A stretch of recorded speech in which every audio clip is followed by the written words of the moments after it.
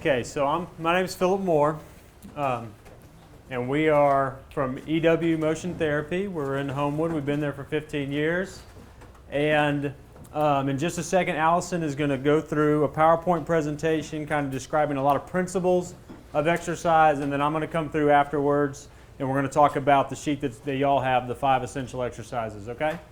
But before we get going, I want everybody to kind of get rid of a myth that I run into daily, is that, just because I'm getting older, I've got to slow down. Just because I'm getting older, can I get stronger? Can I improve my balance? And I tell people every day that 100% you can, but just like someone my age, I got to work on it. Use it or lose it. It's an old principle. It's been around forever, but it is definitely true. So I want everybody to kind of come in here with the mindset. One of our taglines is empowering motion in lifestyles and communities. It's the number one reason we are here today. And so I want everybody to leave here feeling empowered that whatever it is, balance, strength, whatever, you have 100% the capacity to improve it. Okay? Allison. All right.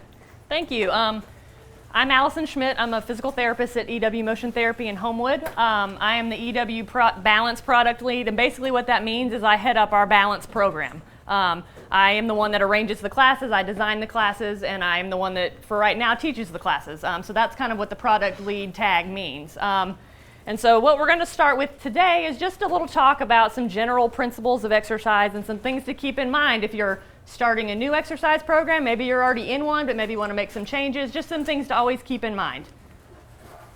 And like Philip said, one of our taglines is we like to empower motion in lifestyles and communities. That's why we're here. We want to come out here to give you guys the resources you need to get yourself moving, keep yourself moving, and making sure you do it safely.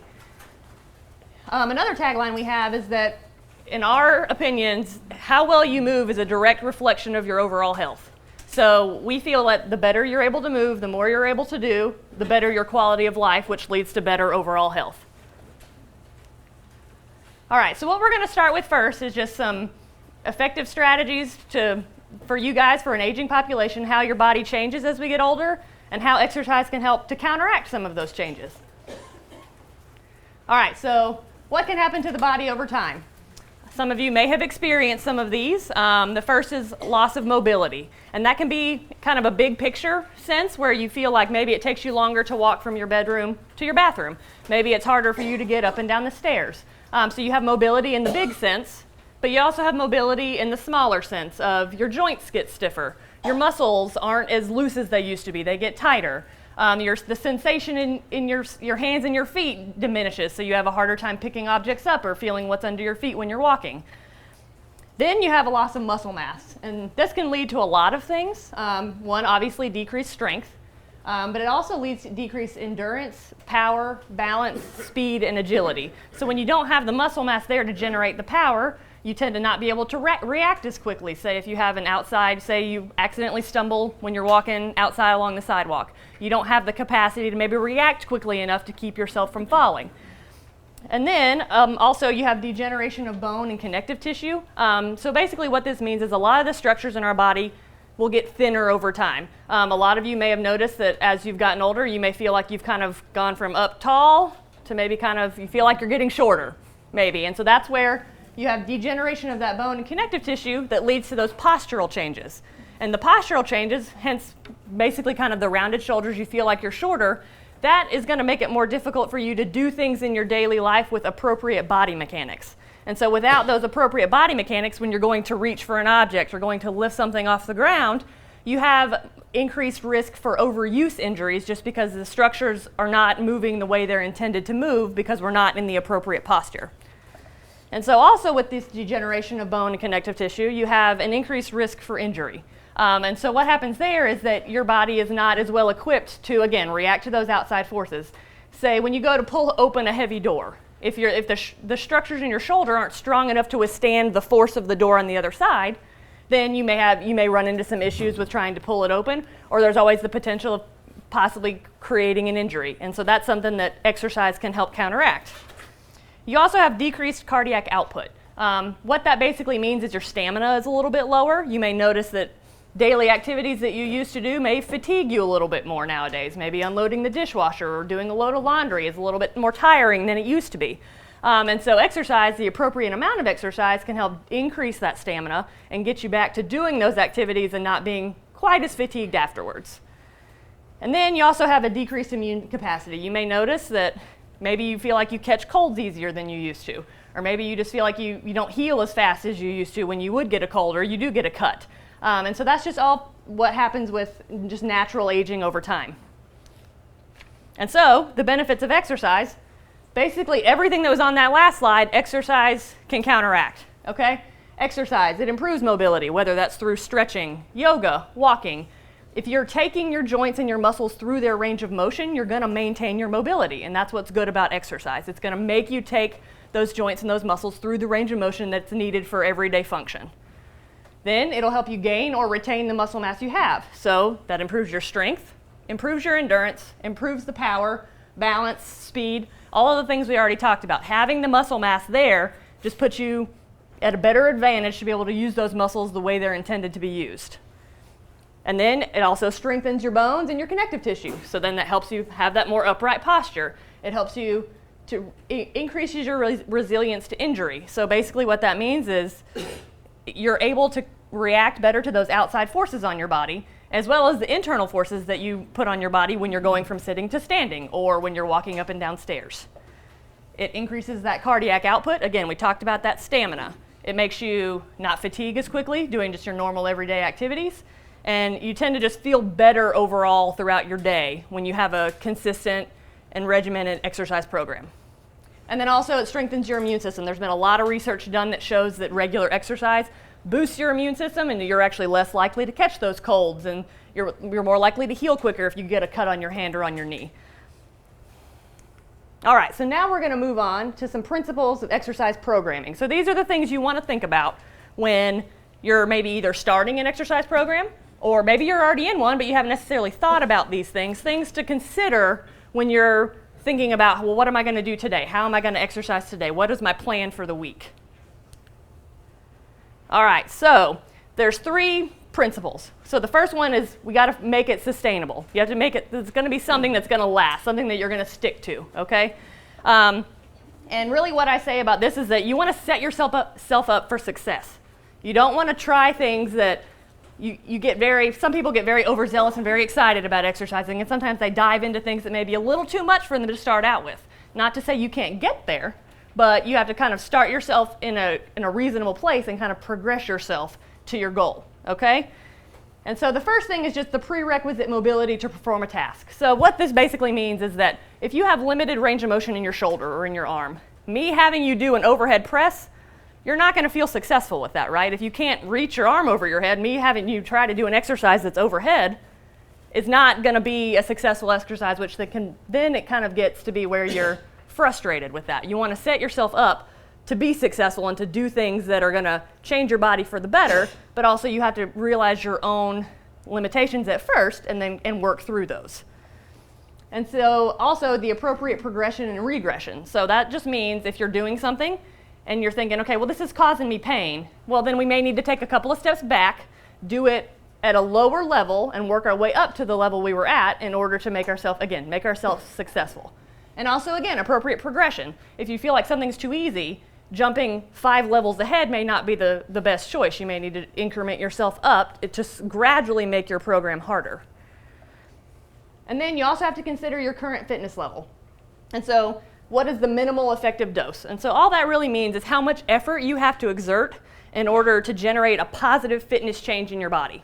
And so this is going to be different for every person. My minimal effective dose is going to be different from Philip's. The person, whoever you're sitting next to, your husband or your wife, their minimal effective dose of exercise is going to be different from yours because your starting fitness levels are different. And then we also want a balanced approach. I call this more of you've got to find what works and keep building on that rather than trying more test drives. You think, well, one day, well, maybe I'll just try this just for the fun of it. We've found that if you find something that works and you perfect that and tune that up, you tend to be more successful than trying to bounce around and try new things and test drive new exercises that you haven't tried before. And you always have to think you need some recovery. Okay, everybody, it doesn't matter who you are. We tell high school athletes this, we tell populations like this. Everybody needs a recovery day. Your body needs to rest. Your body needs to heal. Your body needs to recover from anything you've put it through, so having a rest day is a good thing, and it's an appropriate part of an exercise program. And then also, you want it to be fun, because if it's fun, you're more likely to do it, right? It's got to be something you enjoy doing, not something that you're like, oh my gosh, I got to get up and go do that today. You know, you got to enjoy it. And there's a lot of things we can do to make activities that you enjoy. We can gear exercise toward that, so you can really feel like, okay, hey, I am working toward this goal. I'm working toward being able to do this. And so that's going to make you more likely to adhere to it, which is only going to make you more successful in the end. All right, so another principle is we want to make sure we reduce the risk for injury, okay? Exercise is great, but we don't want to do it to a point where we potentially hurt ourselves, because then you're going to take 3 steps back, right?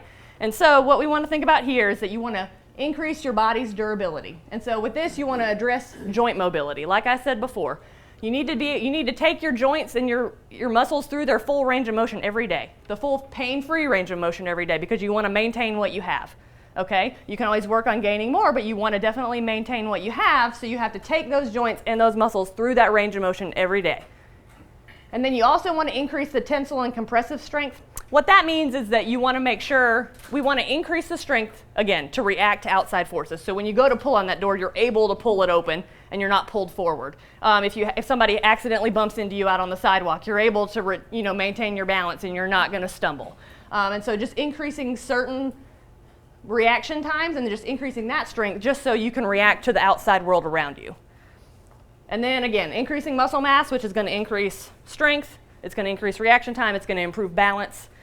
And then again, okay, balance, agility, hand-eye coordination. So balance, you have 3 systems that are involved in your balance. Okay, you have your eyes, you have to see your surroundings and know what you're walking toward, what's near you. You also have your somatosensory, which is the sensation in your feet. Your feet have to tell you, the bottoms of your feet have to tell you what you're walking on, whether it's a hard surface, whether you're walking on gravel, whether you're walking on grass. You get input from the bottoms of your feet to let you know if you're on an uneven surface or not. And then you've got your inner ear. And so what that tells you is if you're moving straight forward or if you're turning. And so that system, all those systems have to work together for you to maintain your balance. And as we get older, all of those tend to decrease in efficiency, I would say. And so there are ways you can train each system of balance. There are ways you can train each system specifically, individually. There are ways you can train them all together. Some people tend to be more reliant on vision. So what I'm going to do with those people is I'm going to train the other 2 systems so that for whatever reason, if maybe the power goes out and you have to get up to walk to try and find a candle or a flashlight, you're able to maintain your balance without having the vision there. It's because you've trained up those other 2 systems. All right, and the last thing is that you always want to see improved performance, because that's going to give you that sense of accomplishment, correct? And so improved performance is just basically you are able to do what you love better with less effort and for a longer time. And so this could be playing with your grandchildren. This could be working in your garden. This could be taking a walk with your friends down the Lakeshore Trail.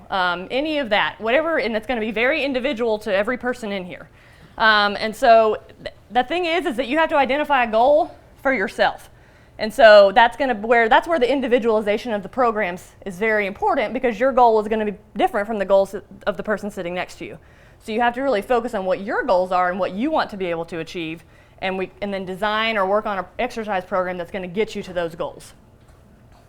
All right, so what should you be doing? Well, first off, you need to determine what those goals are. You got to figure out what's important to you and what you want to work toward to be able to do. Things that maybe you used to be able to do that you're having trouble with now, or maybe things that you've always thought about doing but thought, well, maybe, I don't know, I shouldn't try that now. I don't know, maybe I've passed the time for that. Again, we're all about finding what you can do, not about what you can't do, okay? And then after you've determined those goals, you have to decide, well, what qualities do you need to meet that goal? Do you need strength? Do you need balance, mobility? More than likely, you're going to need all of the above. But what you can do with those goals is we can tailor exercises, or you can tailor exercises that relate to those goals so that you can see yourself working toward meeting that goal that you set. And then you want to obviously set up the progressive plan, and you want to progress it accordingly. You don't want to, if you get again, if you do really well in the first couple of weeks and you get overzealous and you progress it a little too much, it's okay to take a few steps back, because the end goal is you really want it to be more of a steady, kind of a steady incline. You don't want to go from here to here, okay? And then you also want to make sure that the plan adheres to those principles, okay? You want to make sure that it's sustainable, something that you feel like you can do, 2 to 3 times a week. And you want to make sure that it's not going to increase your risk for injury, because we don't want any of that to happen. We don't want to cause more problems or any issues that could then make you take a few steps back from your exercise program. And then obviously you want to see improved performance, making sure you're working on things that's going to lead you to better performance based on your goals.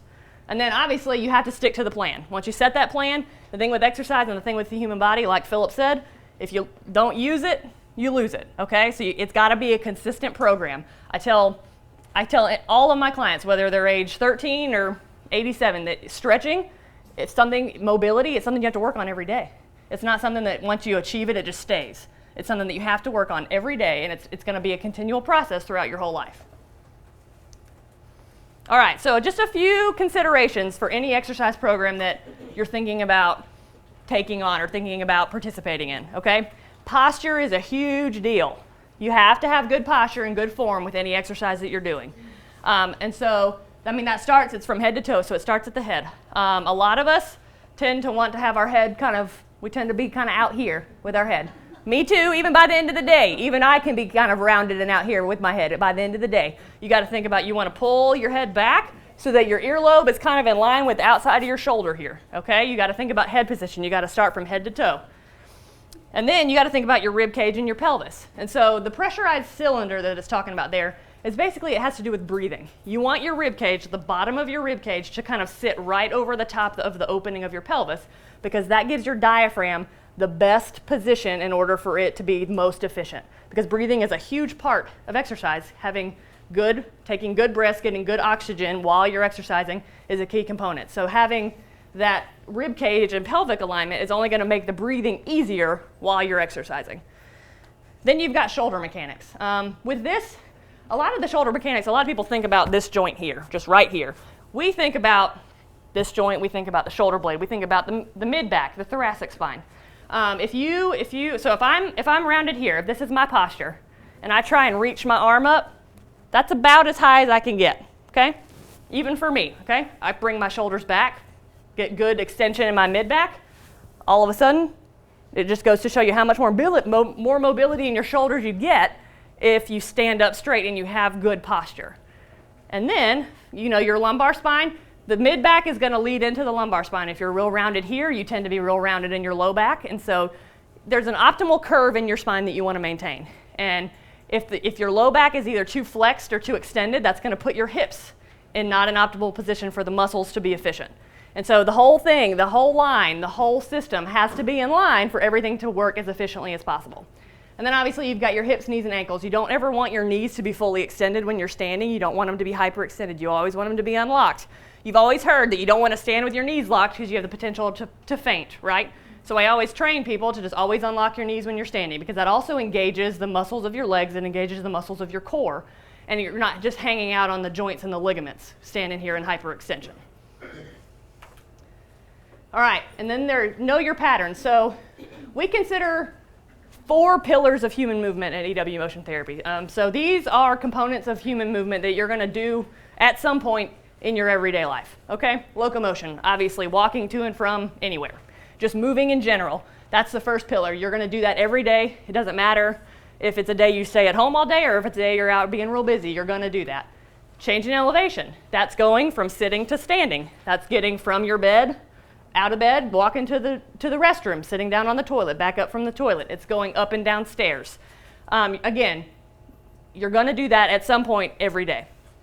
You've got rotation, and this could mean while you're driving your car. It could mean you're here in the kitchen and you need to move this bowl from here to from the stove over to the sink. You have to be able to rotate to do that. And then you've got push-pull. So what that means is you'll have to pull open a door. You may have to push, maybe you're pushing a stroller with a grandchild in it.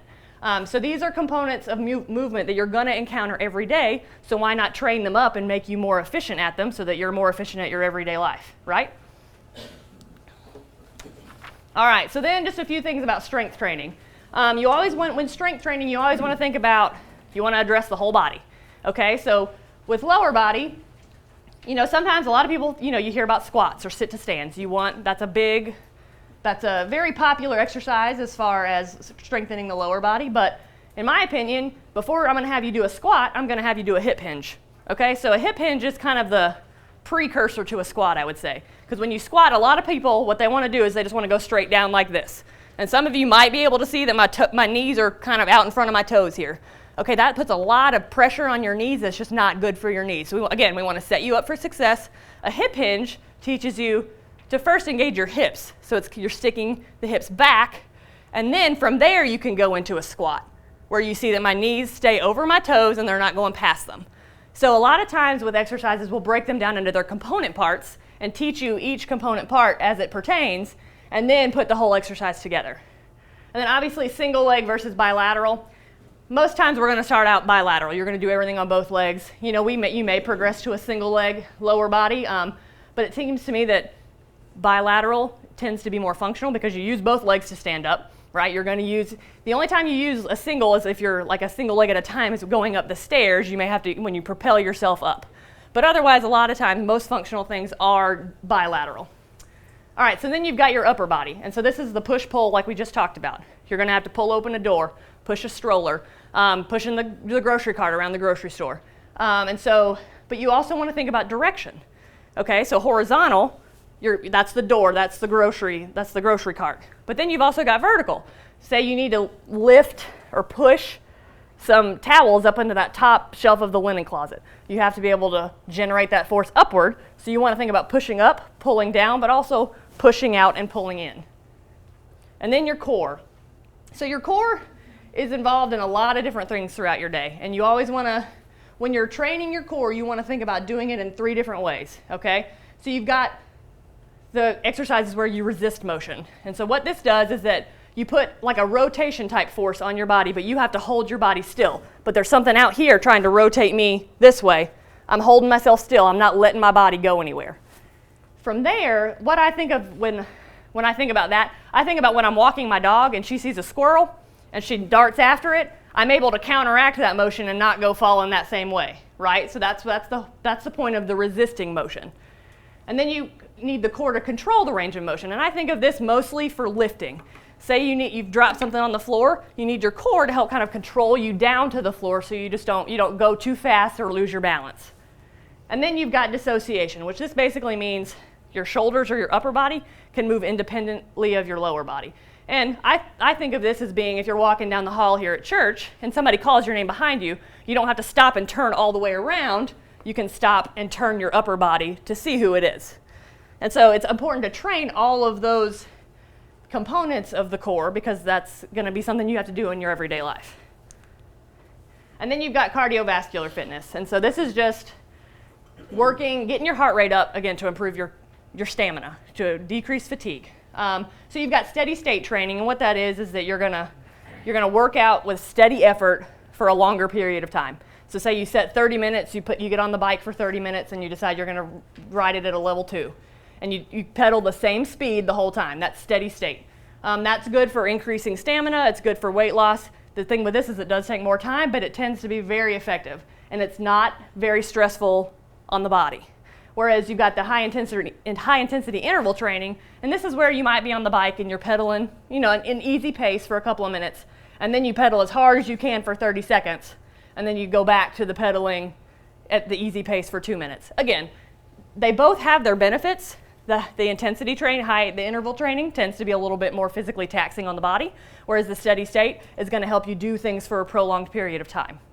And then you've got long distance training for if there's anybody in here who has the goal of training for a half marathon or a marathon, there are programs that you can do that are going to involve the steady state or the interval training, but they can get you to where if you wanted to do a long distance, that there are programs that can be devised for that. All right, and so these are some current trends that are out there right now as far as exercise goes. At Eskridge and White, we like to use a very balanced approach. We like to approach exercises from all different angles. So we do definitely a multifaceted approach. Sometimes with some of these, they can get very focused on one thing, so I would just challenge you to try multiple things. Find a program or a routine that you like that includes maybe Pilates one day, yoga one day, cardiovascular strengthening. But don't get so pinpointed on one thing that that's all we're going to do. To get a good, overall, well-balanced exercise program, you're going to have to do a variety of things. All right, now what you've all been waiting for, the 5 essential exercises, and Philip is going to take us through those. Okay.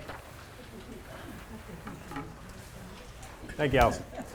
Okay, so when we were thinking about these exercises, we took in mind a lot of the principles that we just talked about, one of the ones being the 4 pillars of human movement, okay?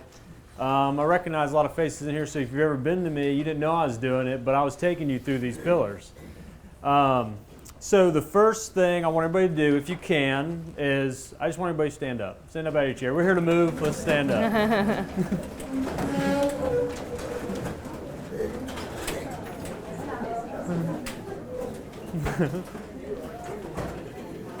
Very good. Okay, now don't get too comfortable because now I want everybody to sit down. Okay. Hey, everybody just did number 1. Yeah. You got your exercise in. You don't have to do it anymore today. Okay, so sit to stand is that change of elevation, all right? The reason we picked out these 5 exercises also is they're very functional, right? It all ties to something. If you're doing an exercise program, it needs to improve something you're doing throughout the day, playing with grandchildren. You know, what's the lowest seat we all sit on, and we all have to sit on it every day? The toilet, okay? So having the strength to get out of there is great. You know, we get on the floor with our grandchildren, great-grandchildren. You know, we want to be able to get back off the floor, right? We have that, everybody's got that sofa that just kind of seems to hold you in there, right? So these sit to stand exercises really helps build up the strength, okay? So it is exactly what it is. Sit in a chair, stand out of the chair to a fully erect position, all right? You'll be surprised. I really want you to kind of talk about this where we talked about posture. As you stand up, I want you to get real tall, okay? Think about those things about the spine being in line, okay? And then you sit back down, all right? You repeat it 10 times, and you'll be surprised at how much your heart rate gets up, but it's a great exercise. We use it daily in the gym, okay? Yes, sir. I can't even do it once. Not one time? I'm going to give you my card. Seven All right. times, I'm lucky to get up and down once. Good point. Just like in the PowerPoint, exercise got to be custom to you. I put 10 on there because it's a nice, good number. If 10 is too much, do 5. 10 is the goal. That's our goal. Okay? Too easy? All right, I'm sorry I made that font a little small, but if that's too easy, you can modify the exercise several different ways. A few little ideas. Make the surface lower, right? You've got to get up from something a little bit lower. Stand without your hands. If you're using your hands, try to get up without using your hands. Try to sit back down without using your hands, okay? And then something that we do a lot, hold on to a weight, right? Put a little bit of weight with you. We use 4, 5, 6 pound ball, a dumbbell, and just hold on to that weight, okay? So that one makes sense? Okay. Number 2 is a wall slide. Okay, we incorporated this one because we're thinking about that push-pull. And Allison, see if you can do a wall slide there. Right here? Uh-huh. Okay. So, again, it's got to be custom to everybody. Now, Allison's got good range of motion. Maybe our shoulders don't go that high. Allison, show us the lower one. All right?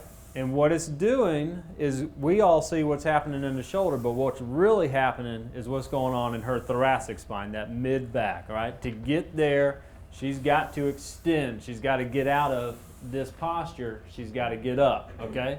This is a great activity, and to be honest with you, the hardest thing about it is finding a wall that doesn't have a picture on it, okay? Okay, so usually you can do it that way. Usually what we would do is we have a towel, so it's a twofold, right? You're cleaning your wall and you're doing exercise. It's fantastic, okay?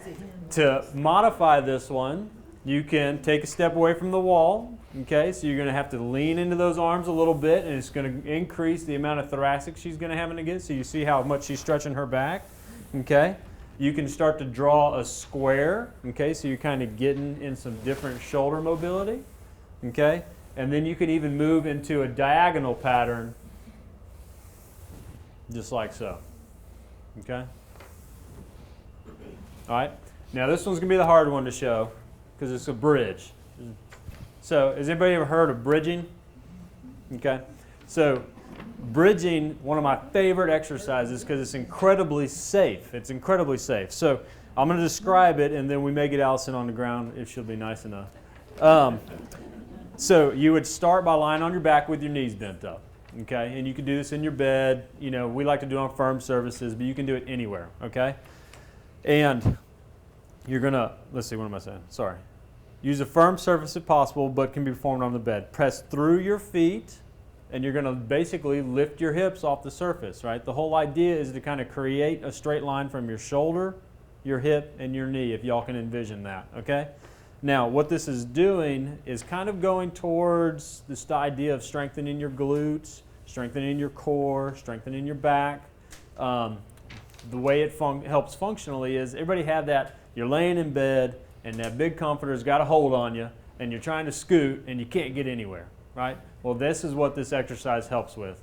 But it also carries over into the idea of the change of elevation, right? If we're strengthening our glutes, we're going to be more powerful standing up, okay? If we're strengthening our glutes, we're going to be better at our posture, okay? So, Allison, can you do it? All right. Sure. We got our camera right here, so. Okay. All right. Line on your back, knees bent. Simple as that. Push through your feet and raise your hips up, just like that, okay?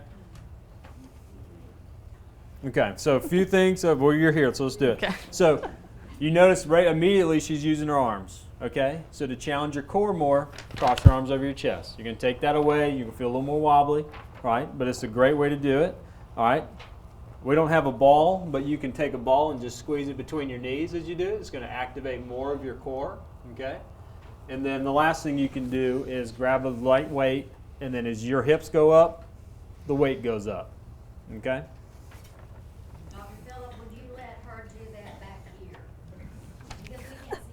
I will. I will. Okay, I'm coming. Here she comes. Okay. Good.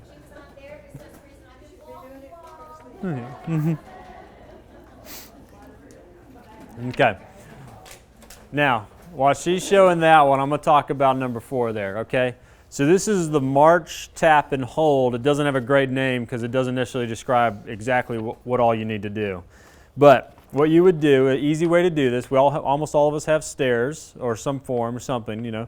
And in fact, I'm going to steal this chair for you, brother. So, with this activity, can anybody think of an activity we do every day that at some point you're going to be standing on one leg? And we all do it.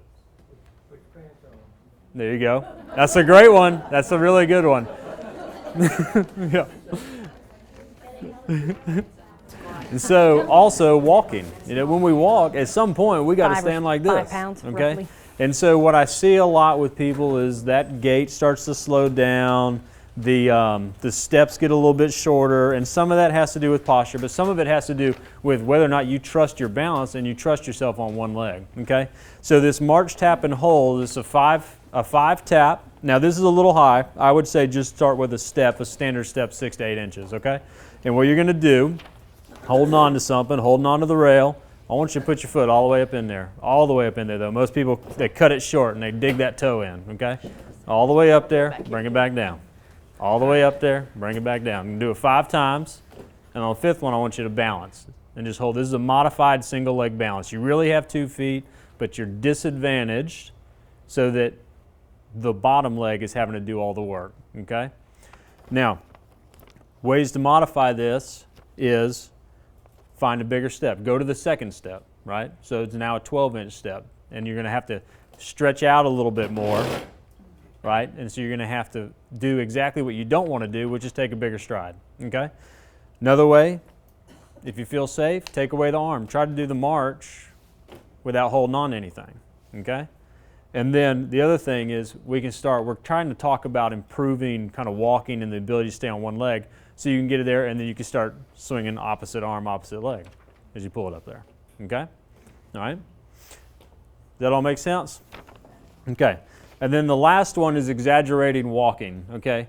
The idea with this one is to take that idea of kind of we're slowing down, movements getting smaller. One of the first principles Allison talked about was going through our full joint range of motion. And so exaggerated walking is exactly what it sounds like. You're going to walk, I call it silly walking in the clinic, and you're going to walk with a big step, big arms, okay? Now, for anybody who uses walker, anybody who uses cane or anything, you know, an easy modification to back that off would be stand still and just do big arms, you know? My core is having to hold me still, right? I'm challenging my balance because I'm constantly throwing my weight forward and throwing it back, okay?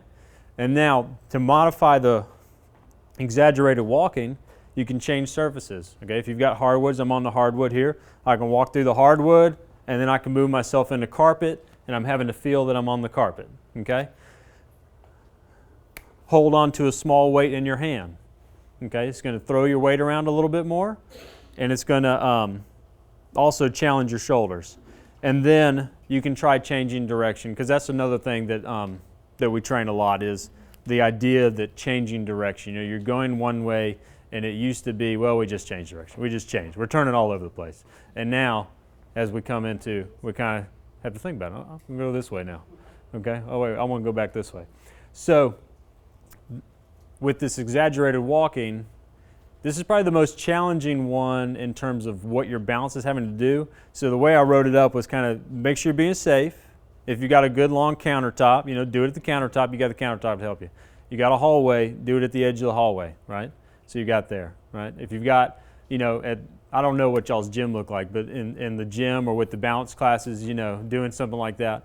But just as effective is standing still and swinging these arms, right? So, okay. So all those exercises make sense. And again, this is not the extent. Now I find that, you know, if we got 5, we're going to get, like Miss Debbie said, you know, she wants y'all to do these things. So 5 exercises is easy. This is not the extent of everything you can do, and every one of these has a further modification. But this is a great place to start, and it's really working head to toe. It's emphasizing posture. It's emphasizing the locomotion component. It's emphasizing the change to elevation, which is the sitting and standing, and then a lot of core strength, okay? Yeah, thank you.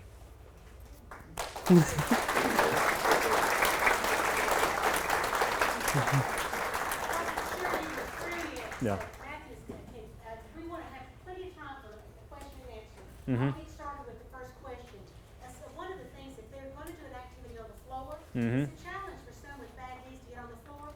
Can you recommend a safe way to get on the floor to do an activity? Also a safe way to get up. Do you mind sharing that? Safe way to get down. Okay, so number one thing about getting down and up on the floor is you got to have an exit strategy because gravity's going to get you there. Okay? So I would never sit down anywhere that you didn't have something that was going to help you get up, you know. And sometimes, you know, so I don't know if everybody knows, but Margaret Cleveland's my grandmother. So she gave me the N here. So, and Tom, you know, he gets down on the ground, and he doesn't mind getting down there because he knows he's got me to come pull him up, okay? Yeah. Yeah. So it could be something like that. It could be, you know, if you're going to get down on the ground. Now, one thing that might have started this was the bridging, and I don't want anybody getting on the ground bridging if you don't feel like you can get back up. Let me think. In terms of going down, it's always good to get to somewhere where you've got something to hold on to and you can get to a knee, okay? Right, and then we travel from there, right? So you want to find yourself in this position, getting up and getting down, okay? Sometimes we don't have the strength on this knee, and honestly, if you don't have the strength to get on the knee, then if I'm here, okay, if I'm here in a position, this is what I mean. I want the chair close to me. I want something I can push off of. And from this position, I don't have to stand up.